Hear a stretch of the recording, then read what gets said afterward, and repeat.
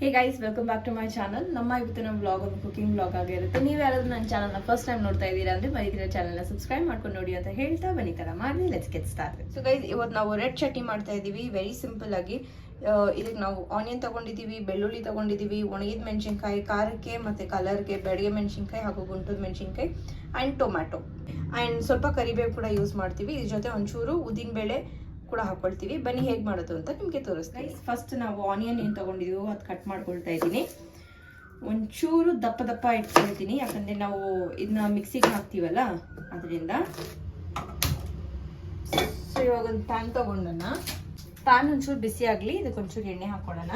So ಇಲ್ಲಿ PAN ಕಾದಿದೆ, ಇದಕ್ಕೆ ಎಣ್ಣೆ ಹಾಕೊಳ್ತಾ ಇದ್ದೀವಿ. ಒಂದು ಅರ್ಧ ಸ್ಪೂನ್ ಆಗೋಷ್ಟು ಎಣ್ಣೆ ಅಷ್ಟೇ ನಾನು ಹಾಕೊಂಡಿರೋದು. ಸೊ ಇವಾಗ ಎಣ್ಣೆ ಕಾಯಲಿ, ಎಣ್ಣೆ ಕಾದ್ಮೇಲೆ ಒಂದೊಂದೇ ಹಾಕೊಳ್ಳೋಣ. ಇವಾಗ ಕಾದಿದೆ, ಇದಕ್ಕೆ ನಾವು ಒಂದೊಂದಾಗೆ ಎಲ್ಲ ಸೇರಿಸ್ಕೊಳ್ಳೋಣ. ಫಸ್ಟ್ ಬೆಳ್ಳುಳ್ಳಿ ಹಾಕೊಳ್ತಾ ಇದ್ದೀನಿ.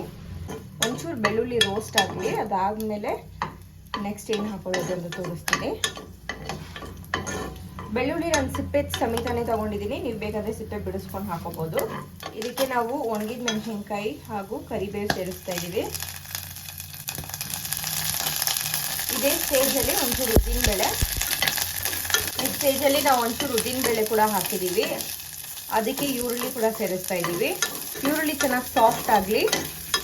ಕ್ವಿಕ್ 10 ಮಿನಿಟ್ಸ್ ಚಟ್ನಿ, 10 ನಿಮಿಷ ಆದರೆ ಈಸಿಯಾಗಿ ಚಟ್ನಿ ಮಾಡ್ಕೊಂಡ್ಬಿಡ್ಬೋದು. ಅಷ್ಟು ಈಸಿಯಾಗಿ ಅಷ್ಟು ಟೇಸ್ಟಿಯಾಗಿರುತ್ತೆ ಇದು. ಮಾಡೋದಕ್ಕೂ ಸರಿ, ತಿನ್ನೋದಕ್ಕೂ ಸರಿ. ಇವಾಗ ಈರುಳ್ಳಿ ಒಂಚೂರು ಸಾಫ್ಟ್ ಆಗಲಿ, ಅಷ್ಟು ತನಕ ನಾವು ಟೊಮ್ಯಾಟೊ ಎಲ್ಲ ಕಟ್ ಮಾಡ್ಕೊಬಿಡೋಣ.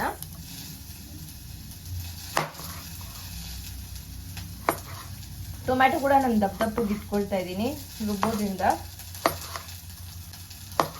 ಈ ಚಟ್ನಿ ನೀವು ಯಾವುದ್ರ ಜೊತೆ ಬೇಕಾದ್ರೂ ತಿನ್ಬೋದು. ಇಡ್ಲಿ, ದೋಸೆ, ಪಡ್ಡು,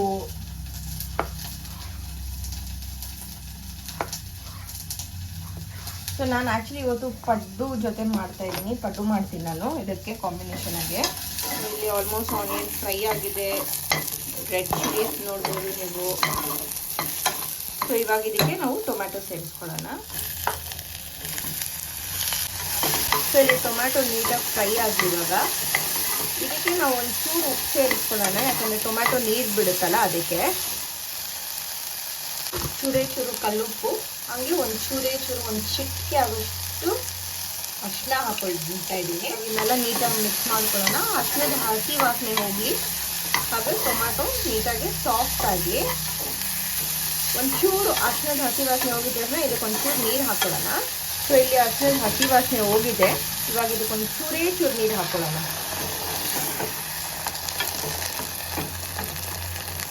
ಸೊ ಅಷ್ಟೇ, ಇದು ಚೆನ್ನಾಗಿ ಕುಕ್ ಆಗಲಿ. ಅದಾದಮೇಲೆ ಇದನ್ನ ಆಫ್ ಮಾಡಿಬಿಟ್ಟು ಇದನ್ನ ರೂಮ್ ಟೆಂಪ್ರೇಚರಿಗೆ ಬರೆಸ್ಕೊಂಡು ನಾವು ಇದನ್ನ ಮಿಕ್ಸಿಗೆ ಹಾಕೊಳ್ಳೋಣ.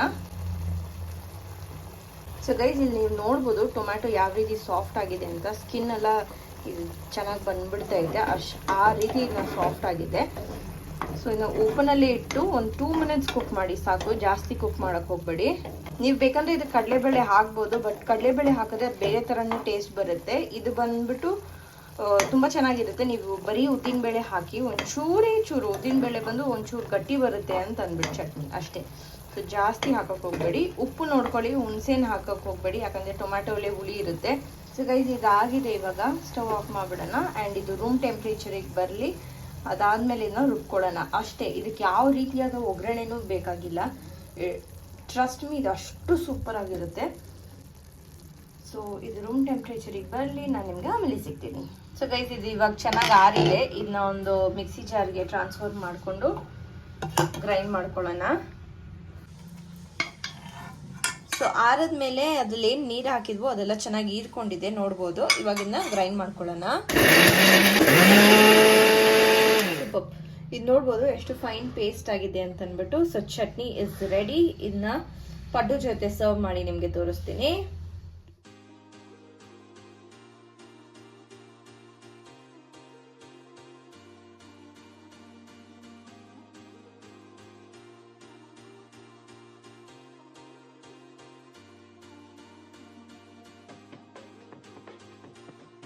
So that is it guys. ಬಿಸಿ ಬಿಸಿ ಪಡ್ಡು ಜೊತೆ ಖಾರ ಚಟ್ನಿ ರೆಡಿ ಟು ಈಟ್. ನಿಮಗೆ ಈ ವ್ಲಾಗ್ ಇಷ್ಟ ಆಗಿದ್ದಲ್ಲಿ ಮರಿದಿರ ಚಾನಲ್ನ ಸಬ್ಸ್ಕ್ರೈಬ್ ಮಾಡ್ಕೊಂಡು ನೋಡಿ ಅಂತ ಹೇಳ್ತಾ thank you so much for watching.